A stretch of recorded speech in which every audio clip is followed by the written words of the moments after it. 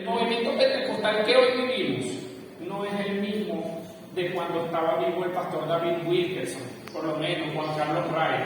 No, se han venido metiendo una cantidad de corrientes que el movimiento pentecostal ha adquirido y ha dado lugar a todo esto, al neopentecostalismo. Y vemos los desastres que vemos en medio del propio movimiento. Yo estoy seguro que si esos varones hoy tuvieran en vida, aún perteneciendo al movimiento pentecostal, ellos arremetirían también contra eso. Porque esto ha venido generando una distorsión. Es el movimiento más permisivo. Porque Dios habló, entonces ahora todo es permitido. No, Dios tiene una visión al hermano Rolando. Dios le habló a él solo y se crea una nueva corriente, se crea un nuevo movimiento, se crean unos nuevos seguidores, y así ha venido el movimiento pentecostal adquiriendo una cantidad de cosas que han dado lugar a muchos de los desastres que hemos visto en las redes sociales.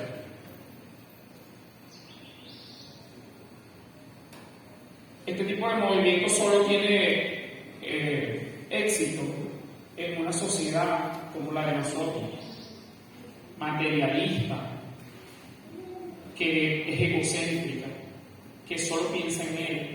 Y este tipo de movimiento, cuando creció en los años 80 en Estados Unidos, en un auge económico impresionante, la explosión petrolera, entonces ya no calzaba muy bien que se hablara de la pobreza, del sufrimiento. Hermano, hay que depender del Señor. Había demasiado dinero en esa época y había mucha prosperidad económica en los Estados Unidos, y de allí es donde salieron este tipo de predicadores que empezaron a consultar libros de metafísica, de lo que se llama el nuevo pensamiento.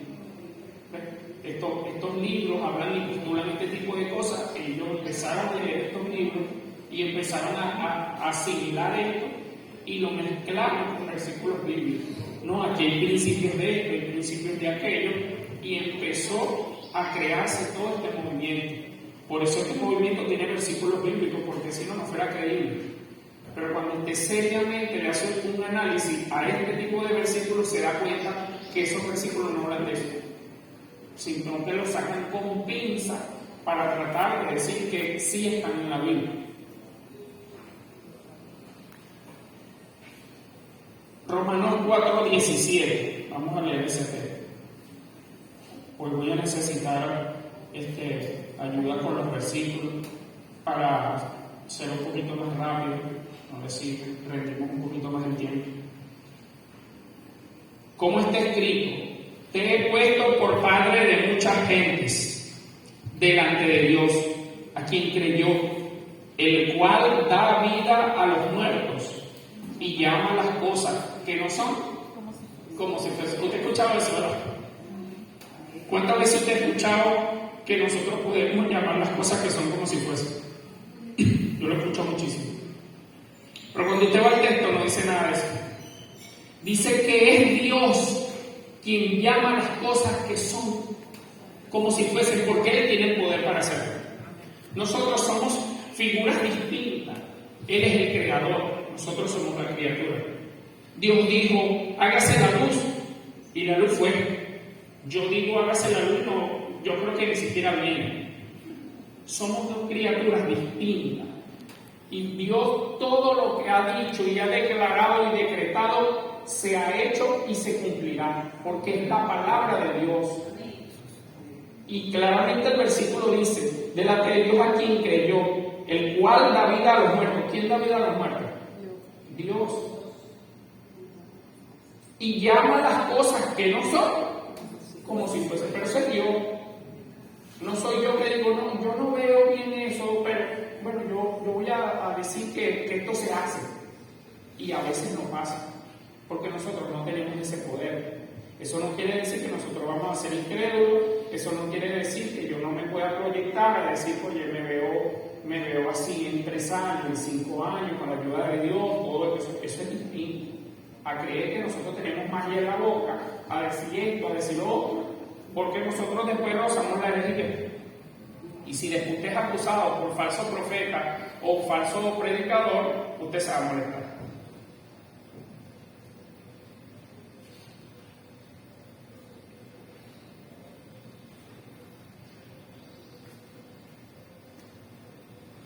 El versículo de bástate mi gracia. El apóstol Pablo estaba teniendo problemas de salud y él oraba a Dios para que Dios le librara de eso. Pero la respuesta de Dios fue distinta. Yo no me imagino hoy a las personas de este tipo de movimiento recibiendo ese tipo de respuesta.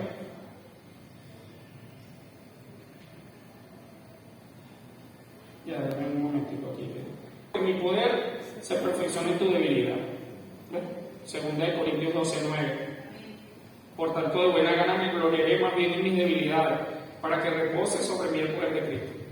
En este tipo de movimiento, ese tipo de versículos no encajan, porque ellos declaran sanidad, porque ellos prácticamente Dios está esperando que yo hable para Dios hacer. Y vemos en el texto, vemos algo distinto. Pablo oraba para que si Dios quería, le librara del aguijón de la carne, y lo que le dijeron: Pablo, quédate tranquilo, te voy a dejar así hasta el fin, eso no te voy a sanar. Y Pablo siguió adelante. En este tipo de movimiento, si usted no es sanado, muchas veces le dicen que usted no tiene fe. Esa es la vieja más confiable. ¿Qué pasó con el hermano? El hermano se terminó muriendo. Oye, y los familiares preguntan: mira, ¿qué pasó? No, hermano, lo que pasa es que no pedimos con fe. Eso es ser irresponsable. Porque por mucha fe que yo tenga, yo no le puedo el brazo a Dios. Yo no soy soberano. Yo dependo de que Dios haga su voluntad o no la haga. Hermano, vamos a pedir sanidad a Dios, pero la respuesta está en Él. Él es soberano. A algunos va a querer sanar, a otros no va a querer sanar, y Él va a seguir siendo Dios por eso. ¿Ves? Entonces terminan culpando a los hermanos, destruyéndole la fe a muchos de los hermanos, decían que no tiene fe. Eso no tiene nada que ver con eso. Si Dios lo quiere sanar, lo sana, y si no lo quiere sanar, no lo sana. De hecho, es mucha gente que a través de una dificultad está más buscando a Dios, más pegado, entonces eso es una bendición. Y Dios dice: bueno, así me conviene, porque si yo lo sano, no clama más, se va. Entonces vamos a dejarlo ahí hasta el fin, porque yo lo quiero sanar, porque yo lo quiero salvar. ¿Ves? Pero nosotros no lo vemos de esa forma. Nosotros simplemente queremos recibir, punto. Este señor Kenneth Hagin murió en 2003 y sus enseñanzas nacen de un supuesto encuentro con Jesús y que tenían que hacer 4 pasos. Peligrosísimo. Que habían que cumplir 4 pasos, que él se encontró con el Señor y que el Señor le dijo que había que hacer esto. ¿Cuántos movimientos han crecido con que Dios le habló, con que Dios me dijo, Dios me mostró, pero Dios nada más le muestra a ellos? Yo quiero dejar claro que yo no estoy en contra de eso. Yo creo que Dios sigue hablando. Que Dios no habla con cualquier loco es otra cosa. Que lo vemos a cada rato: Dios me dijo, Dios me habló. Pero ¿cómo así? Tan ligero. En el Antiguo Testamento ni siquiera lo vemos así. Dios hablaba con gente preciso, gente que se estaba consagrando. ¿Ves? Gente que Dios tenía una relación con ella. Pero ahora no. Dios sigue hablando, Dios sigue mostrando, Dios sigue siendo Dios. Nosotros no somos quien para decir que Dios hace esto o hace aquello. Es su soberanía. Pero sí hay algunos parámetros en la palabra que nos dan a entender cosas. Entre estos 4 pasos decía que dilo, o sea, la confesión, dilo, lo que tú tienes en mente, dilo, que todo tienes que soltar la palabra. Por eso, decláralo, confiésalo, y empiezan este tipo de como mantra a repetir. El segundo paso, hazlo, tu acción determina. ¿Ves? Lo que tú confiesas, usted también va a buscar. Yo declaro que esa bodega es mía, en el nombre de Jesús, yo también voy a ir allá. Voy a pisar, voy a hacer una serie de cosas para que eso se vuelva realidad. Recíbelo. que tú tenías que creer que tú sí lo vas a recibir. Tienen algunos textos diciendo que tú debes creer que lo vas a recibir, porque si no, no recibes nada. Por eso vemos una declaración, por lo menos de una cantante, por lo menos Cristina de Clario. Ella canta muy bien, tiene una voz extraordinaria, pero teológicamente es un desastre, porque ella está rodeada de eso. Y cuando la muerte de Julio Vergara, ellos en una actividad pública se atrevió ella a decir, y no recibimos un no por respuesta, diciendo la Biblia, que tenía que sanar Julio Vergara, juro, porque ellos no recibían un no por respuesta, y Julio Vergara se terminó muriendo. ¿Cómo quedaba? Que eran mal parados, porque teológicamente están mal. Compártelo, testifica. Lo que sucede, tienes que compartirlo con los hermanos, tienes que decir, hermano, yo sí recibí esto, mira, esto sí funciona. ¿Ves? Entonces tienes que hacerlo tú también. Este tipo de predicadores lleva normalmente una vida ostentosa, de materialismo, porque ellos necesitan hacerte creer que eso funciona. Pero eso funciona para un grupo. Cuando se está hablando de prosperidad y los únicos que prosperan materialmente son los pastores y los predicadores, hay un problema, porque ellos son los únicos que prosperan. A usted le dicen, hermano, sigue orando, la siembra viene poco a poco, y ellos siguen. Hay un problema, ¿no? Aparte que cuando la ley de siembra y cosecha, mayoritariamente la palabra de Dios la lleva hacia lo espiritual y lo carnal. Todo lo que el hombre sembrare, eso recogerá. Y por eso en algunos pasajes dice, porque el que siembra para la carne, de la carne cosechará corrupción, y los que siembran para el espíritu cosecharán vida eterna. Dios diciendo, hermano, siempre más en lo espiritual, siempre más en la oración, siempre más en la lectura, preocúpese por usted en crecer espiritualmente. Pero ellos lo llevan al plano terrenal solamente. Ellos postulan tu mejor vida ahora. Hay que vivir la mejor vida ahora. Cuando vamos a la Biblia, conseguimos unos textos que van en contra de eso, que vamos a ahorita más tarde a analizar. En este tipo de movimientos no se habla de la cruz, no se habla del pecado, de la santidad, del sufrimiento, porque prácticamente no es compatible que yo tenga un Dios así, que me ponga a sufrir, que es un Dios que la necesidad, no, es un Dios próspero, es el dueño del oro y la plata, es el creador de todas las cosas, y según ellos debemos vivir en esta vida así, próspero. Algo que la Biblia no enseña.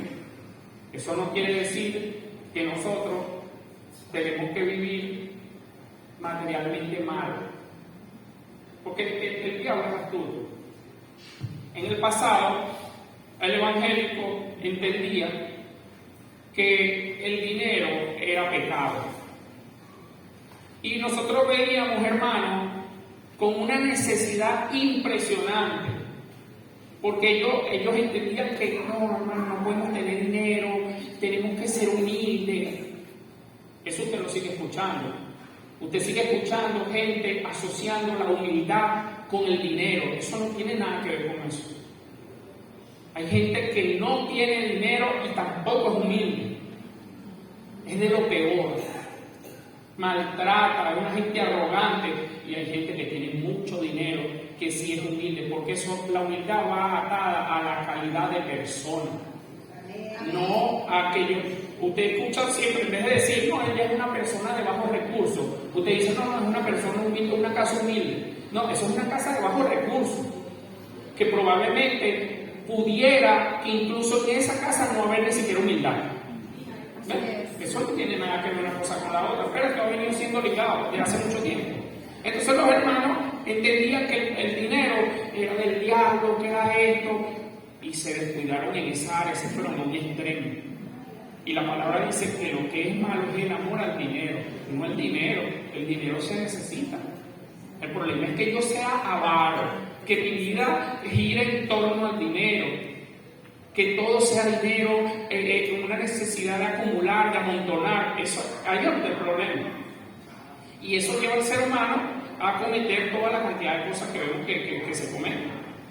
Entonces vienen ellos, ahora cambia la tortilla ahora. Ahora no vamos a hablar de que el dinero es pecado, sino que ahora necesitamos ser ricos. Pasamos de un extremo de pobreza a un extremo de ahora de que todo es dinero, porque nuestro Padre es el dueño de todas las cosas.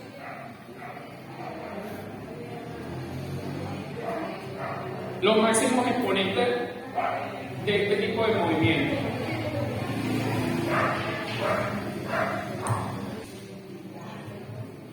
Aquí es donde la cosa se complica, donde nosotros queremos como ser humanos ser más buenos que Dios y nos caen encima y dice, varón, no te pongas a hablar de esa gente, más bien ora por ellos, y esto y lo otro, por lo menos ellos están haciendo algo, y esto, y empieza la gente a defender.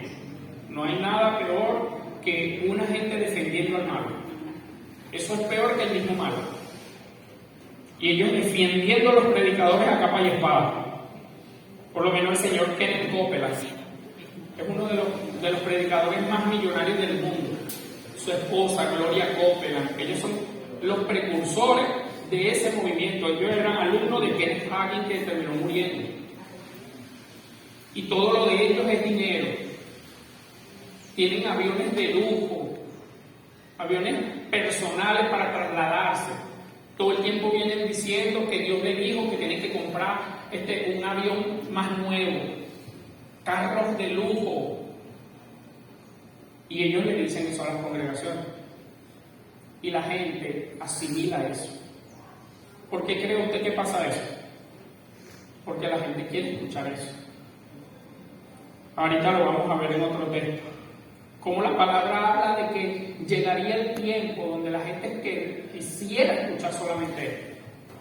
Hay gente que quiere escuchar solo lo que el predicador hable lo que ellos quieren oír, que le hable bonito, que le hable lo que ellos quieren escuchar. Si no, yo me voy de la iglesia porque aquí habla muy difícil, porque aquí todo es así. Entonces donde yo estaba era más chévere, más light, y siempre nos hablaban de bendición, de todas estas cosas, y no se metían mucho con uno. Bueno, déjeme decirle que usted, el alma de usted, lo que está corriendo es riesgo, porque no le están diciendo la verdad. Y cuando no se está expuesto a la verdad, nadie se puede salvar. Porque la gente va a vivir engañada. Lastimosamente, mucha de esta gente cree que va camino al cielo, que Jesús es su Señor, cuando no lo vemos así. Yo siempre les digo, hermanos, a mí un día me preguntaron, hermano, ¿y qué va a pasar con los católicos, con todos ellos? Yo, bueno, hasta el fin, Dios va a seguir salvando gente. Amén. Pero Dios no lo va a dejar ahí. La palabra de Dios dice que el Espíritu Santo nos guía a toda verdad.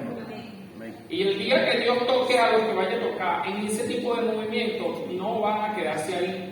Porque Dios le va a quitar la venda de los ojos y no van a encajar. Y va a seguir pasando, como pasó con mi hermano Jesús Herrera, que es un ejemplo en esto. Él veía, estudiaba y dice, no, aquí hay cosas que no cuadran, hay cosas que no cuadran, sino tratando, hasta que digo, me voy a separar del barrio, no puedo seguir aquí, porque la verdad no está aquí. Y Dios lo va a seguir sacando de todos esos movimientos.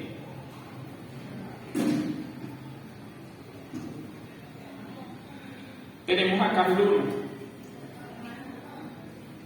un predicador solo hablando de dinero, diciendo que a la iglesia hay que llevar dos cosas, hay que llevar la Biblia y la chequera. Y así de atrevidos son ellos. La Biblia para aprender lo que Dios nos quiere decir y la chequera para adorar a Dios. Imagínense ustedes cómo hablan ellos. Guillermo Maldonado, súper popular, el pastor Benny Hinn. Benny Hinn ha hecho incluso aquí en Venezuela actividades que se han llenado y todo esto. Y aparentemente hace poco dio unos indicios de arrepentimiento, pero no salió del movimiento. su sobrino, Costi lo denunció incluso, porque él también pertenecía a ese movimiento. Y desnudó todo lo que pasaba allá adentro, y todo lo que se hacía, y la vida de lujo que llevan, y cómo se burlan de la gente. Y Dios salvó a ese muchacho, a Costi, su sobrino. Y él se vive metiendo con su tío, diciéndole que se arrepienta, que eso no es el camino de Dios y todo esto. Pero es mucho el evangélico que sale a defender a Benignín porque ha hecho campañas, porque nosotros creemos que los hombres de Dios son porque sanan gente o porque llenan un lugar, y eso no es cierto. El primer versículo de Mateo capítulo 24, el versículo 4, que Jesús dio fue: mirad que nadie os engañe. Fue lo primero que Jesús dijo. Señalé antes del fin. Jesús, cuéntanos para ver cómo es la cosa. Bueno, lo primero que le voy a decir es: mirad que nadie nos engañe. ¿Cómo así? O sea, quiere decir que el engaño en el final de los tiempos va a ser algo, como dice un pastor que yo sigo, heavy, algo duro. Y lo seguimos bien. El engaño, la manipulación. Y allí en ese mismo capítulo habla de falsos milagros, de falsos prodigios. O sea que los falsos pastores pueden sanar también. ¿Sí? Pueden suceder cosas.